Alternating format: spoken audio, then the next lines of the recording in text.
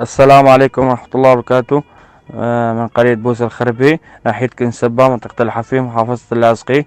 تقع مزرعة بوز الخربي شمال غرب اللاذقية، تبعد عن اللاذقية 70 كيلومتر تقريبا. وسط قريتي بشرفة وعكو بهبوط مرتفع بعض أشياء عن أراضيها المحيطة بها، وتشتهر بالزراعة والفواكه، ومنها أشجار التفاح والخوخ والزيتون والتين واللوز، وزراعة القمح والشعير والخضروات بأنواعها. عدد سكانها بحسب إحصائية 2013 حوالي 400 نسمة، وكل سكانها من العائلة الواحدة هي أهالي زمو. ومختارها كان عبد العزيز أمين زمو رحمه الله، توفى منذ عدة أشهر.